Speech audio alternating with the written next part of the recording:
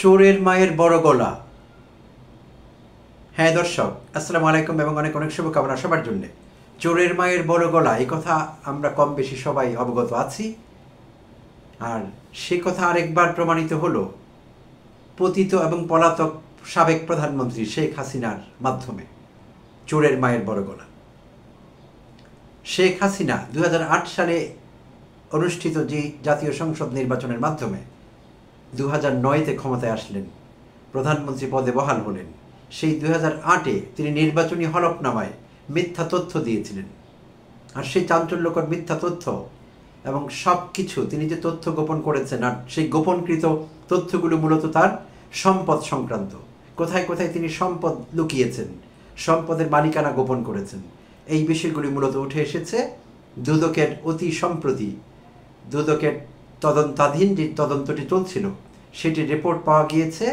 আর দৈনিক আমার দেশ গতকাল সেটি চেপেছে, কারো কারো নজরে আপনাদের হয়তো ইতিমধ্যে এসেছে। সেখানে চাঞ্চল্যকর কিছু তথ্য পাওয়া গিয়েছে, যেটি একেবারে গায়ে কাটা দেওয়ার মতো। যিনি সততার ঝান্ডা উড়াতেন, মুক্তিযুদ্ধ ব্যাপারী, চেতনা, মুক্তিযুদ্ধ, সততা, এইসব নিয়ে সারাক্ষণ কথা বলতেন, বুলি আওড়াতেন এবং অন্যদের ছোট করতেন। সারাক্ষণ বিএনপির সাবেক প্রধানমন্ত্রী খালেদা জিয়াকে ছোট করতেন, উঠতে বসতে ছোট করতেন। তাকে বলতেন এতিমের টাকা চোর, দুর্নীতিবাজ, এটা ওটা, সারাক্ষণ তিনি এটি করতেন। নিজের কাজের ফ্রিস্তি অত দিতেন না, কি কি করেছেন রাষ্ট্রের জন্য, দেশের জন্য। যতটা না বেগম খালেদা জিয়ার বদনাম করতেন, যতটা না তারেক রহমানের বিরুদ্ধে কথা বলতেন। সেই শাকচুন্নি শেখ হাসিনার কথা বলছি। হ্যাঁ, শাকচুন্নি একটি পেতনির নাম, তো সেইটি যথেষ্ট না, এই টাইটেল তার জন্য যথেষ্ট না। যাই বলি আমরা, শাকচুন্নি বলি আর পিশাচ বলি, সেই পিশাচ হাসিনা যে তথ্যগুলো গোপন করেছে, যদি আপনি ইতিমধ্যে না জেনে থাকেন, জানলে আপনার বেশ অবাক লাগবে এবং আপনি সত্যিই আপনি কিছুক্ষণ স্তব্ধ হয়ে ভাবতে থাকবেন, এও কি সম্ভব? সম্ভব।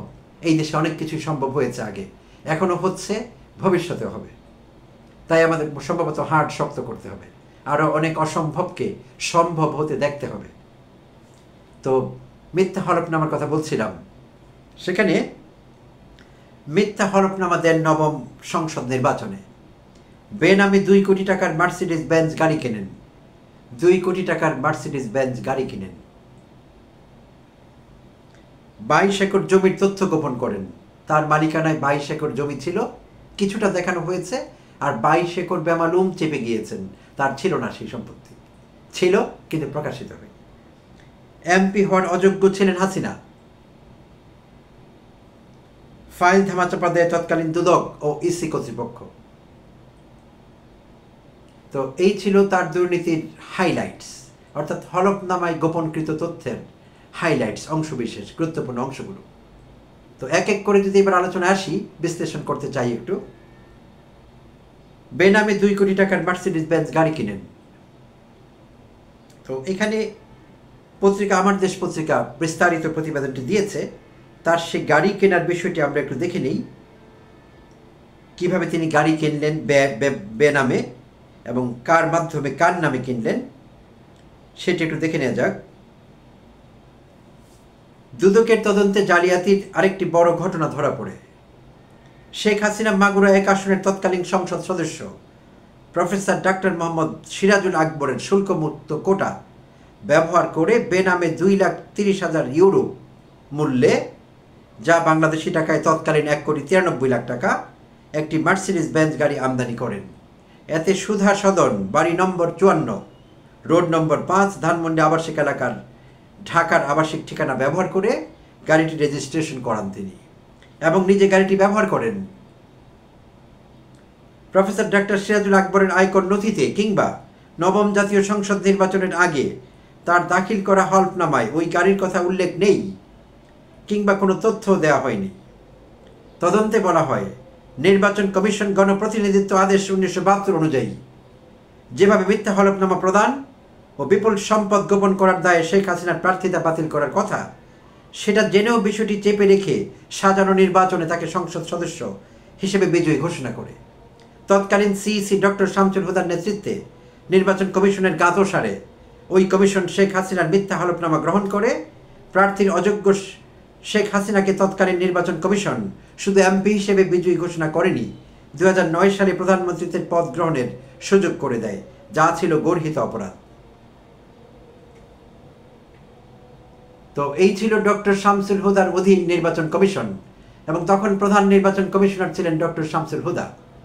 তো ডক্টর শামসুল হুদার সঙ্গে যোগাযোগ করবার চেষ্টা করা হয়েছে গণমাধ্যমের পক্ষ থেকে, বাট ওখান থেকে সাড়া পাওয়া যায়নি। সম্ভবত তার বাসা থেকে কেউ বলেছে তিনি পার্কিনসন্স ডিজিজে আক্রান্ত, এটি লস অফ মেমোরি সংক্রান্ত একটি অসুখ পার্কিনসন্স, তাই তিনি কথা বলবার অবস্থায় নেই এবং তিনি কারোর সঙ্গে কথা বলেন না।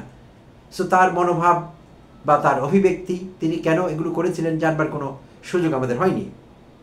আর তখন দুর্নীতি দমন কমিশনের চেয়ারম্যান ছিলেন লেফটেন্যান্ট জেনারেল অবসরপ্রাপ্ত হাসান মাসুদ চৌধুরী।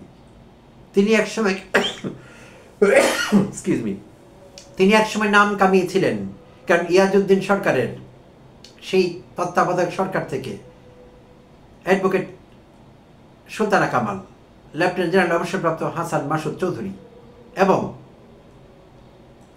আকবর আলী খান, তারা এই তিনজন একসঙ্গে পদত্যাগ করেছিলেন 2006-তে, আমার ভুল না হলে 11 ডিসেম্বর 2006। তিনজন একসঙ্গে পদত্যাগ করেছিলেন, কারণ তারা ইয়াজউদ্দিনের অন্যায় আদেশগুলো, অন্যায় সিদ্ধান্তগুলো মানতে পারছিলেন না। সেই সময় ইয়াজউদ্দিন নির্লজ্জের মতো বিএনপির পক্ষাবলম্বন করে অনেক অন্যায় কাজ করছিলেন, অনেক অন্যায় কাজ তাদের দিয়ে করাতে চাচ্ছিলেন। মেরুদণ্ডহীন ইয়াজউদ্দিনের কথা বলছি। তো তারা মানতে রাজি হননি এবং এক পর্যায়ে তারা একযোগে তিনজন পদত্যাগ করেন, এবং তখন তারা বেশ সুনাম কুড়িয়েছিলেন যে বাংলাদেশের লোভ লালসা রাষ্ট্রীয় সুযোগ সুবিধা পায়ে দলেও কেউ পদত্যাগ করতে পারে, তারা নজির স্থাপন করেছিলেন। কিন্তু পরবর্তীতে কিভাবে একই হাসান মাসুদ চৌধুরী এই দুর্নীতির অভিযোগগুলো জানবার পরও চুপ ছিলেন, সেটি একটি বিরাট প্রশ্নবোধক চিহ্ন। আর সেখানে তখন কমিশনার যারা ছিলেন, ইলেকশন কমিশনের কথা যদি বলি, যারা কমিশনার ছিলেন তাদের মধ্যে একজন সোহুল আহমেদ। সোহুল আহমেদও এই বিষয়ে তেমন কথা বলেননি, তেমন বিস্তারিত আমরা জানতে পারিনি। এবং ব্রিগেডিয়ার অবসরপ্রাপ্ত ব্রিগেডিয়ার জেনারেল শাখাওয়াত হোসেন, যিনি এখন এই সরকারের, আমাদের অন্তর্বর্তীকালীন সরকারের একজন উপদেষ্টা হিসেবে কাজ করছেন, তিনিও কিন্তু কমিশনারদের একজন ছিলেন। তো তার ব্যাপারে পত্রিকা কিছু বলেনি, তাকে কেউ জিজ্ঞেস করেছিল কিনা, তার মাধ্যমে আমাদের কিছু জানবার আছে।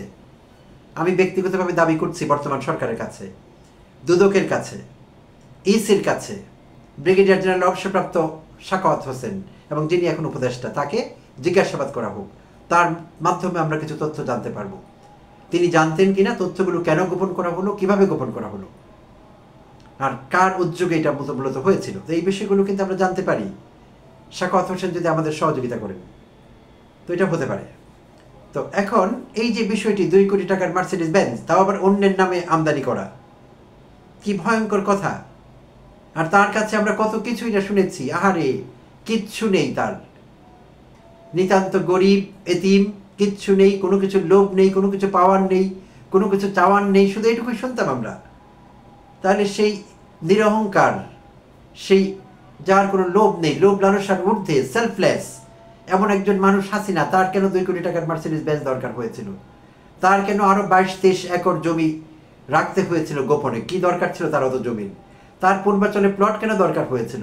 শুধু তার একা দরকার হয়নি, তার দরকার হয়েছে, তার ছেলের দরকার হয়েছে, তার বোন শেখ রেহানার দরকার হয়েছে, সজীবদের জয় তার ছেলে, তার দরকার হয়েছে, টিউলিপের দরকার হয়েছে, কার দরকার হয়নি? তাদের সবার জমি দরকার হয়েছে পূর্বাঞ্চলে, সরকারি প্লট দরকার হয়েছে, এবং অবৈধভাবে, অন্যায়ভাবে রাষ্ট্রীয় ক্ষমতার অপব্যবহার করে, এবং রাজুক তাদেরকে এই কাজে সহযোগিতা করেছে। তো যা হাসিনা বলছিলেন বছরের পর বছর, সব ছিল মিথ্যে। হাসিনার মতো বড় মিথ্যেবাদী পৃথিবীর বুকে এখন বেঁচে আছে কিনা এই মুহূর্তে আগের কথা জানি না, জীবিত মানুষদের মধ্যে কেউ বেঁচে আছে কিনা হাসিনার চাইতে বড় মিথ্যেবাদী, হাসিনার চাইতে বড় কপট, হাসিনার চাইতে বড় হিপোক্রিট, হাসিনার চাইতে বড় চিট বা ফ্রড আমি জানি না এখন বেঁচে থাকা মানুষদের মধ্যে আর কেউ আছেন কিনা।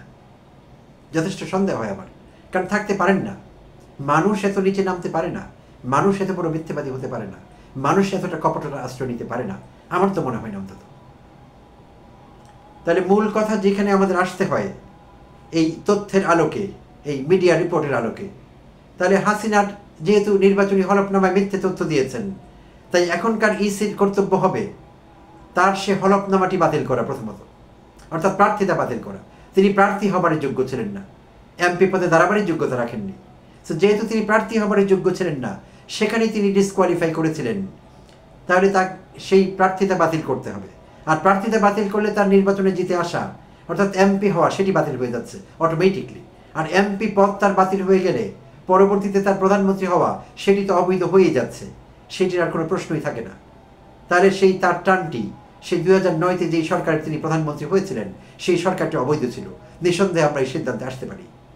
এবং এটি একটি ঐতিহাসিক বিষয় হতে পারে। বর্তমান ইসিকে বিষয়টি টেক আপ করতে হবে। আমি মনে করি শতপ্রণোদিত হয়ে হলেও, কেউ অ্যাপ্রোচ না করলেও প্রধান বিচারপতির বিষয়টি হস্তক্ষেপ করা দরকার। আমরা মনে করি সর্বোচ্চ আদালত থেকে ওই ব্যাপারে শতপ্রণোদিত রায় আসতে পারে।